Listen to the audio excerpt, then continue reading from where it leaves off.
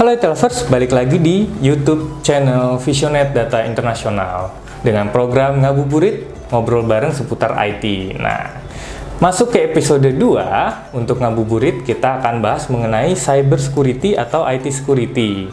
Nah, kenapa perusahaan itu membutuhkan cyber security dan bagaimana Visionet bisa melayani perusahaan atau klien di bidang cyber security itu sendiri. Bersama pakar kita ini, Mbak siapa, Mas? Halo, aku Tiara. Tiara dari Security Consultant. Security Consultant dari Visionet Data Internasional. Nah, Mbak Tiara ini tentunya nanti akan menjelaskan mengenai cyber security itu sendiri dan peran cyber security dalam pertumbuhan bisnis dari perusahaan itu sendiri atau perusahaan IT lovers itu. Nah, jadi kita langsung aja ke episode 2 mengenai cyber security.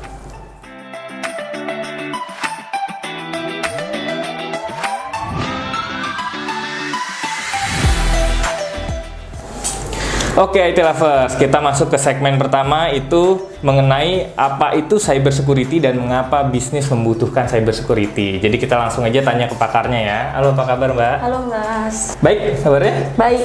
Oke. Mas, apa kabar? Baik juga gitu. Alhamdulillah ya.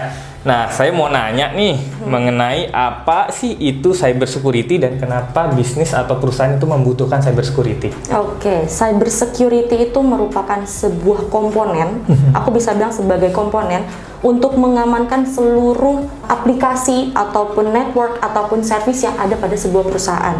Di mana kita harus mengamankan sistem-sistem tadi dari yang namanya attacker. Simpelnya sih gitu. Gitu. Dan kenapa sih perusahaan itu butuh banget gitu yang namanya cyber security. Namanya cyber berarti dunianya itu tidak terlihat gitu sebenarnya. Tapi kenapa sih perusahaan itu butuh hal seperti itu? Karena yang pertama, perusahaan itu membutuhkan yang namanya kepercayaan dari customer. Di mana security itu memiliki komponen itu ada 3. Yaitu ada confidentiality, integrity, dan availability. Di mana confidentiality kita itu harus menjaga nih kerahasiaan dari data-data kita. Kita harus memastikan bahwa data kita itu nggak gampang diambil sama orang. Kemudian kita harus menjaga integritas dari data tersebut.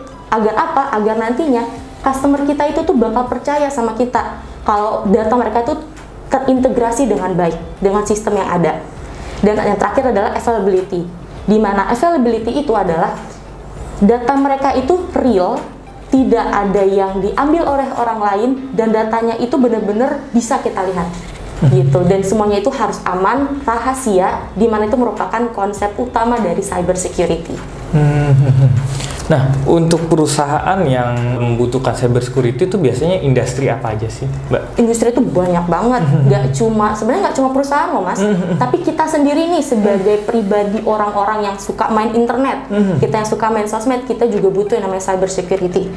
Dan kalau ditanya perusahaan apa aja sih yang butuh cyber security, pastinya yang berhubungan dengan finansial seperti banking itu butuh banget, karena ya tujuan hacker itu mencuri kan pastinya untuk mencari data-data yang kritikal gitu, dan itu adalah target utama dari mereka. Gitu, jadi utama adalah finansial. Kemudian juga kita bisa ke industri gitu, selain industri kita juga ke e-commerce, kemudian juga kita bisa cross platform, kita bisa misalkan ke medical juga gitu, karena bisa jadi loh kita semua tuh di sini udah pakai yang namanya IoT, Internet of Things, termasuk TV ini, atau mungkin tempat minum di rumah pun juga bisa pakai IoT kan, dan itu bisa menjadi pintu masuk dari hacker. That is why cyber security bisa masuk ke seluruh industri. Gitu. Termasuk pribadi kita. Termasuk pribadi kita juga. Artis pun juga butuh. Betul, gak cuma artis, sampai mas-mas yang jualan tahu di pinggir jalan juga butuh cyber security. Oke. Nah, jadi kalau kita ngomongin mengenai cyber security, bagaimana sih cyber security itu bisa membantu pertumbuhan bisnis? Nah, kan tadi kita ngomong kenapa bisnis butuh, dan sekarang gimana sih cara cyber security itu membantu untuk bisnis itu bertumbuh? Oke. Kunci utama dari bisnis adalah kepercayaan dari customernya. Jika kepercayaannya semakin tinggi, maka bisnis tersebut pastinya akan semakin tinggi juga angkanya. Gitu. Jadi cyber security ini berperan bagaimana kita itu memastikan bahwa sistem kita itu sangat aman dan pastinya dapat membuat klien kita atau customer kita itu merasa aman dan percaya sama kita. That's why cyber security bisa mengembangkan bisnis dengan lebih tinggi lagi dengan apa tadi? Dengan kepercayaan dari customer itu. Oke. Jadi kalau perusahaan itu sudah terlindungi dengan baik, jadi kredibilitasnya juga naik ya. Betul. Gitu. Jadi misalkan lah perbankan kita ambil contoh, kalau kredibilitasnya baik dari data yang sudah terlindungi, nantinya banyak juga tentunya nasabah yang mau taruh uang di sana ya. Betul. Mungkin, ya. Oke. Jadi kita ngomongin cyber security itu membantu pertumbuhan bisnis adalah perlindungan dari cyber security itu memunculkan kredibilitas dari si perusahaan itu sendiri ya. Betul. Oke. Misalkan gini deh, Mas pengen beli handphone, tapi ternyata tokonya itu nggak trusted gitu. Jadi ya udah deh asal beli aja karena mungkin murah gitu. Nah, karena nggak trusted tadi ternyata handphonenya itu bohongan, handphonenya nggak ada.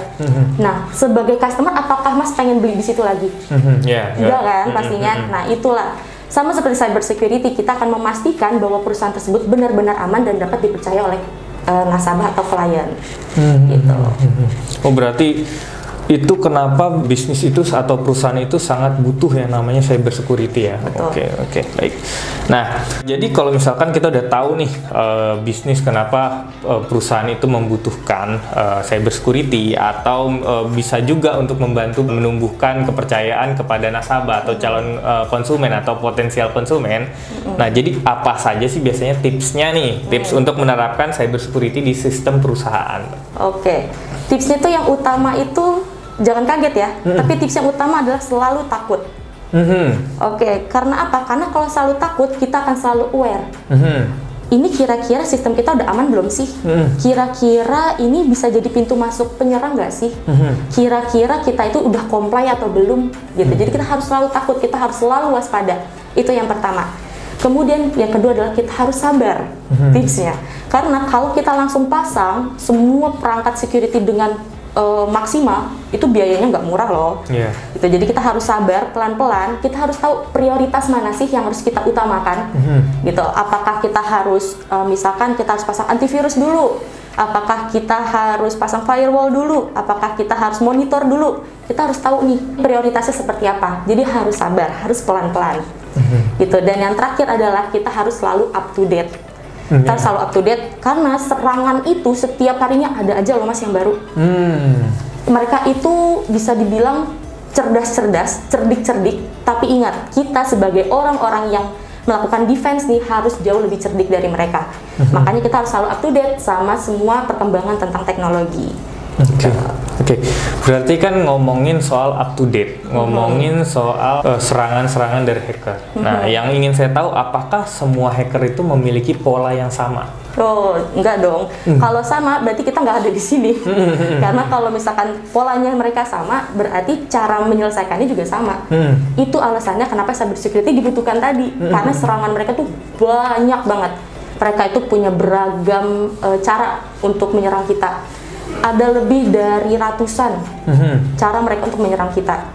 Gitu. Jadi kalau ditanya apakah polanya sama, ya enggak. Bahkan untuk satu jenis serangan, misalkan kita ingin melakukan phishing, di mana phishing itu caranya tuh metodenya banyak. Ada email phishing, ada voice phishing, ada wifi phishing sekarang. Jadi metodenya banyak banget. Gitu. Jadi kalau ditanya apakah polanya sama atau enggak, ya pasti beda-beda.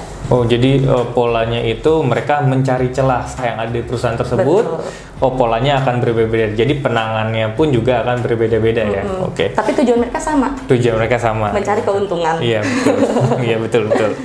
Nah, terus ini nih, saya mau ambil contoh nih kira-kira. Kan kita ngeliat kayak perusahaan tuh aware nggak sih sebenarnya dengan cyber security ini. Nah, coba kasih contoh.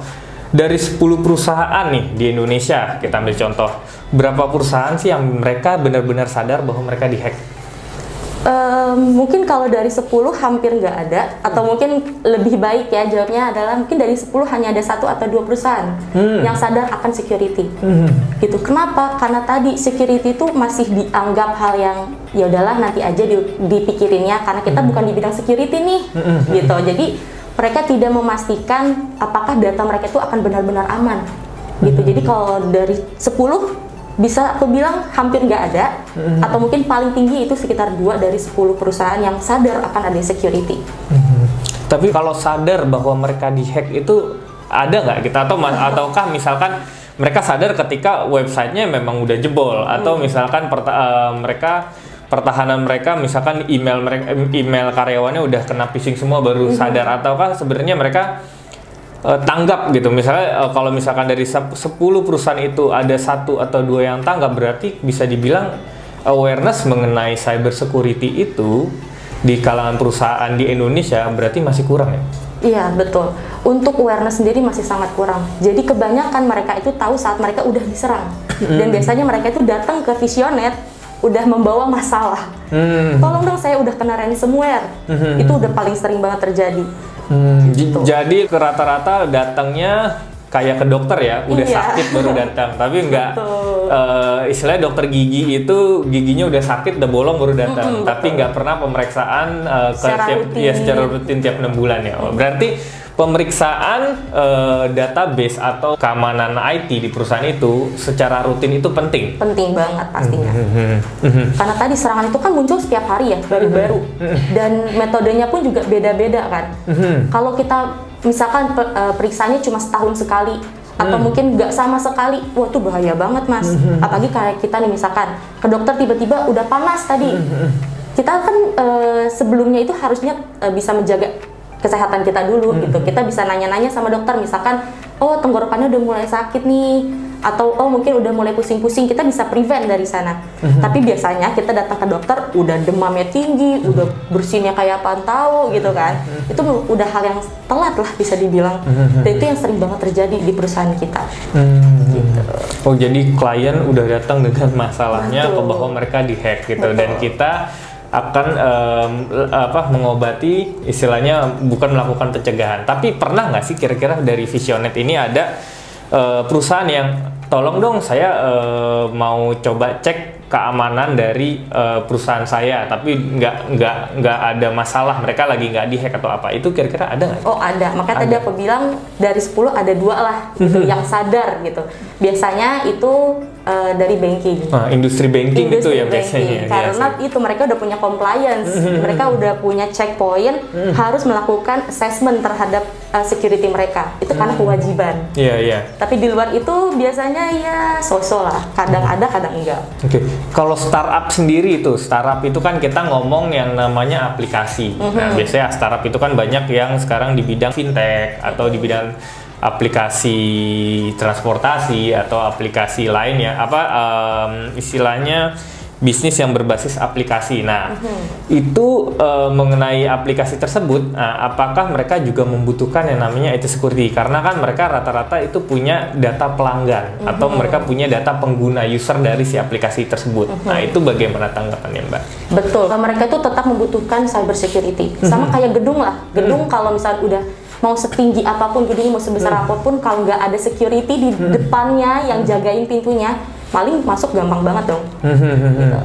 Nah, kalau misalkan startup tuh mikir, waduh IT security sewa IT security provider nih, semacam Visionet itu harganya mahal ya gitu. Nah, kira-kira saya berpikir apakah saya butuh gitu, karena kalau saya mau assessment kan harganya pasti mahal. Jadi saya rata-rata datang dengan masalah tadi karena udah mau nggak mau mengeluarkan uang karena udah bermasalah, harus diselesaikan. Nah, kira-kira dari sisi assessment atau dari sisi untuk pencegahan itu biayanya akan lebih murah dibandingkan kita istilahnya mereka datang dengan masalah, ataukah sebenarnya sama aja gitu? Oh jelas dong beda, sama aja kayak kita minum vitamin setiap hari sama datang nggak tahu kita udah sakit parah, itu kan beda ya. Karena begini, sama seperti kesehatan, kita melakukan rutin check up ke dokter itu seperti investasi gitu. Jadi kalau kita langsung datang udah sakit, itu biayanya akan jauh lebih besar dan kemungkinan untuk sembuh juga kecil. Apalagi kalau misalkan dia datang dengan masalah yang sangat besar, misalkan dengan ransomware. Dan bisa jadi saat mereka lapor ke kita ransomware itu udah terjadi misalkan 2 hari. Dan Mas harus tahu dalam waktu 2 hari hacker itu bisa menguasai seluruh perusahaan loh Mas. Dia nggak sampai 2 hari, bahkan hanya hitungan jam, hitungan menit, hacker itu bisa menguasai perusahaan tersebut hanya dengan 1 jenis virus. Gitu. Jadi kalau misalkan nih ada pemikiran bahwa cyber security itu merupakan hal yang sangat mahal dan kita belinya sekali aja cukup. Karena kalau ditanya apakah pernah melakukan VA atau pentest? Oh iya pernah, hanya sekali, dan itu udah bertahun-tahun yang lalu. Itu hal yang salah. Oke, kita bilang tadi melakukan tes. Nah, idealnya sebuah perusahaan itu melakukan tes berapa kali dalam setahun? Dalam setahun kalau bisa sebulan sekali. Sebulan sekali. Karena tadi ya, misalkan kita punya sistem harus dilakukan hardening, itu biasanya setiap minggu ada aja tuh muncul hardening yang baru. Hardening itu adalah misalkan nih laptop Mas itu harus diupdate setiap minggunya. Nah kalau kita harus nunggu dulu, misalkan harus nunggu 2 bulan dulu, harus nunggu 3 bulan dulu. Celah yang untuk diupdate itu tuh bisa jadi pintu masuk hacker loh. Gitu. Jadi kalau kita harus menunggu misalkan setahun dulu baru kita lakukan tes, atau mungkin yaudahlah 5 tahun sekali kita lakuin tes, itu sangat riskan. Oke. Berarti dari tadi kita ngomongin mengenai hacker ya, mengenai kebocoran data dari pihak luar. Gitu. Nah, kalau misalkan kebocoran data atau istilahnya keamanan data dari sisi internal itu perusahaan harus tetap waspada atau bagaimana? Betul.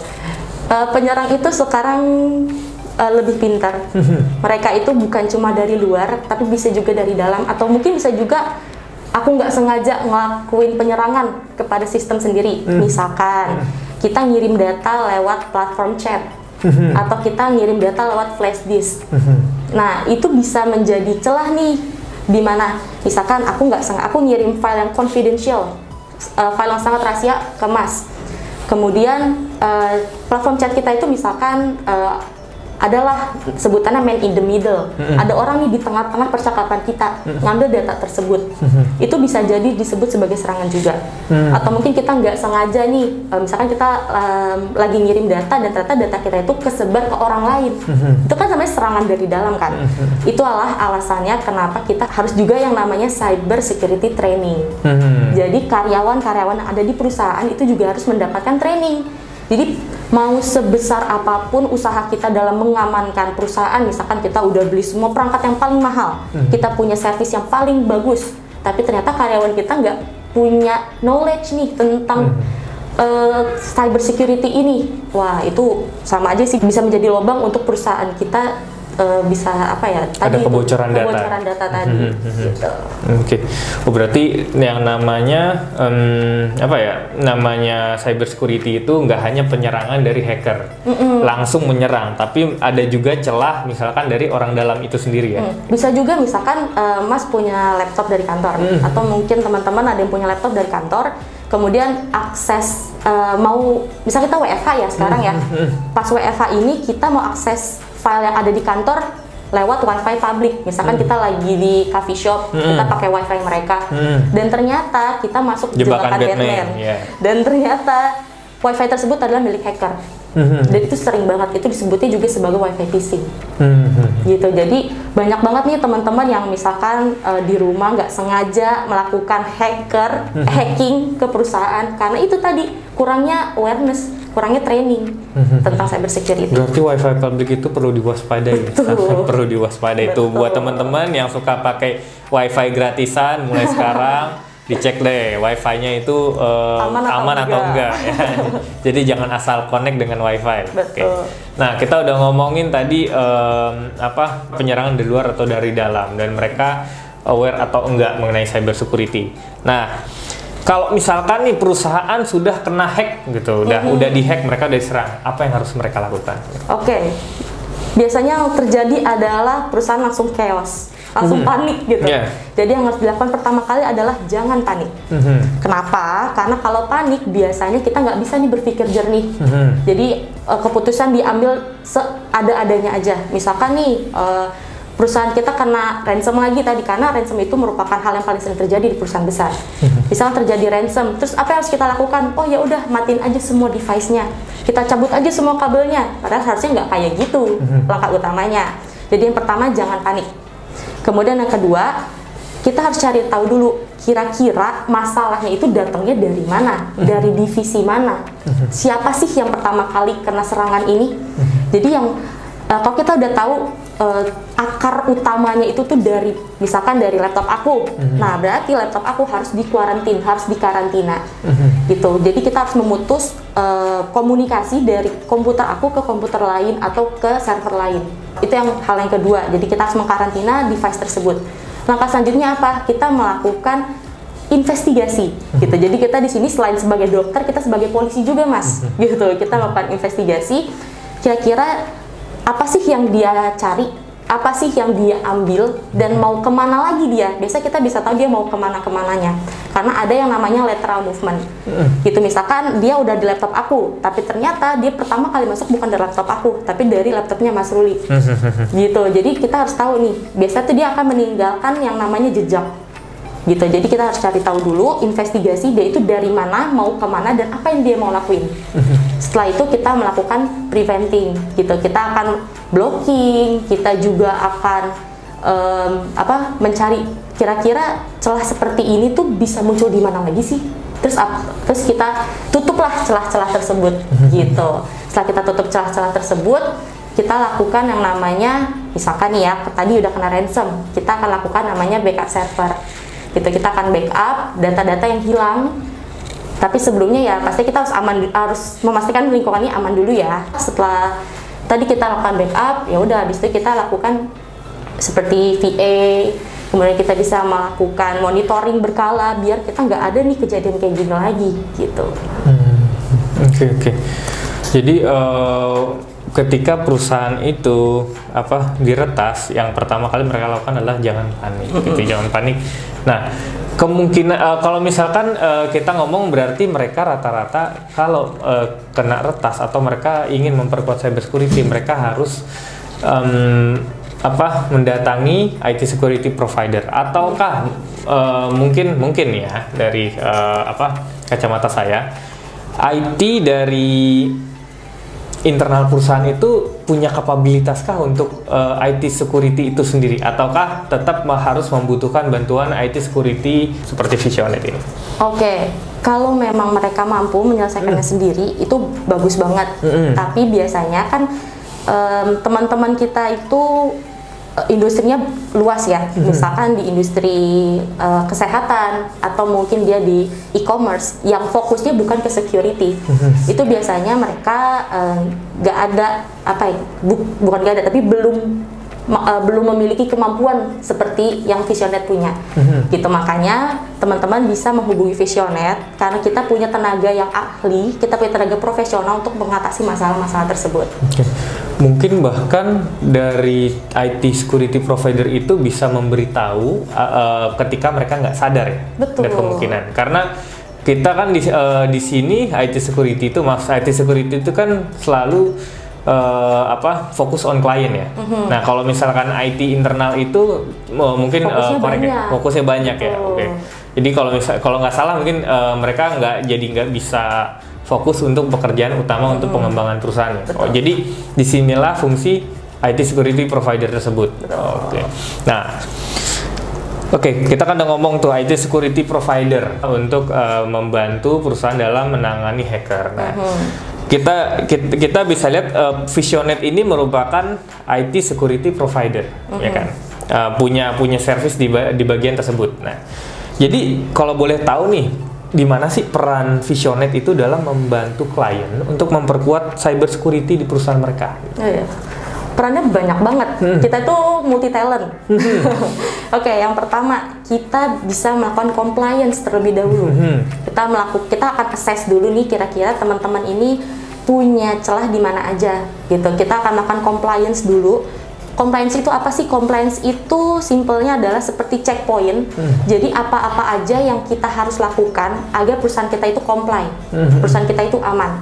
Nah, biasanya nih perusahaan yang udah punya compliance itu biasanya ya mereka tinggal ngelakuin checklist aja, dan biasanya itu masih ada yang miss. Nah, kita yang akan membantu nih teman-teman untuk memastikan checklist itu tuh terisi semua. Gitu. Checklist itu apa aja isinya? Bisa jadi misalkan apakah server mereka sudah harden, apakah mereka udah punya antivirus, apakah mereka udah punya firewall, dan segala macamnya. Dan itu tuh halnya banyak banget, kompensasinya banyak banget. Itu yang pertama. Dan gimana kalau perusahaannya emang bener-bener belum tahu nih compliance itu apa sih? Kira-kira kita harus comply apa dulu? Misalkan kita banking tapi kita nggak punya compliance gitu misalkan. Nah, tujuan Visionet di sini juga bisa masuk nih, yaitu kita bisa membantu teman-teman mempersiapkan compliance tersebut.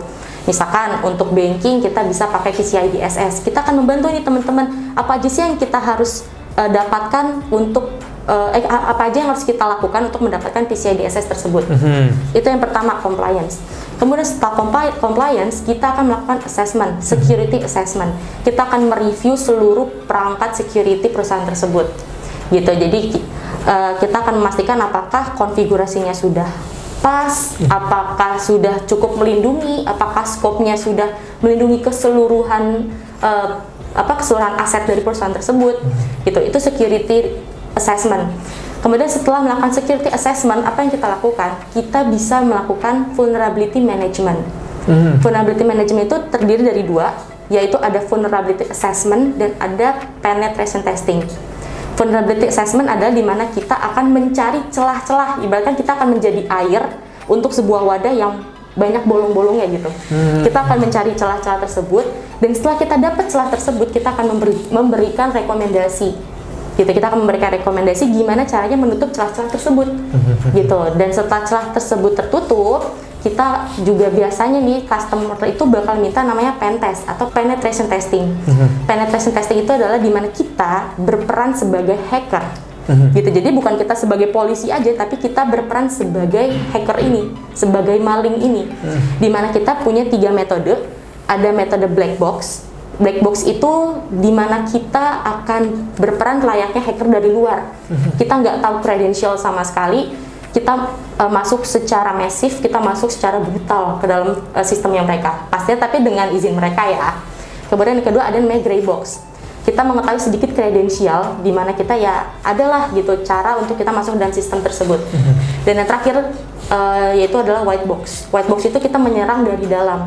Gitu. Jadi kita udah tahu nih seluruh kredensial, jadi kita akan berlaga seperti kalau hacker itu udah di dalam sistem itu akan ngapain aja sih, bisa ngambil apa aja data-datanya gitu. Selanjutnya adalah kita akan melakukan monitoring, di mana sebaik-baiknya sistem kalau misalkan nggak ada yang monitoring itu bakal sama aja gitu. Dan sistem monitoring kita itu ada 3 jenis, yaitu ada MSSP atau Managed Security Service Provider, kemudian ada juga SOC yaitu Security Operation Center, dan yang terakhir ada MDR atau Managed Detection and Response. MSSP itu adalah kita melakukan monitoring selama 24/7, kemudian kita akan melakukan analisa jika terjadi threats, kemudian kita akan memberikan alerts untuk dieskalasikan ke pihak klien, dan itu dilakukan oleh tenaga ahli profesional dan dilakukan remote dari VDI. Kemudian yang kedua ada Security Operation Center atau SOC, yaitu tugasnya sama seperti MSSP, yaitu melakukan monitor selama 24/7, kemudian melakukan analisa dan melakukan eskalasi, tapi bedanya kalau ini dilakukan on-site di tempat customer. Gitu, biasanya ini dilakukan oleh banking. Kemudian yang terakhir ada MDR, yaitu Managed Detection and Response, yaitu kita akan memanage, kita akan melakukan monitoring kepada EDR atau XDR mereka. EDR itu adalah Endpoint Detection and Response, dan XDR adalah Extended Detection and Response. EDR itu apa sih? EDR itu adalah next levelnya dari antivirus, gitu. Dimana kalau antivirus yang kita biasa punya nih di laptop kita, itu tuh dia kalau misalnya ada virus masuk, dia cuma bisa mengkarantina virus tersebut, tapi nggak ada eksekusi tambahan, gitu. Dan kita harus melakukan full scanning manual. Sedangkan kalau EDR, kalau ada serangan yang masuk, dia akan langsung mengeksekusi serangan tersebut.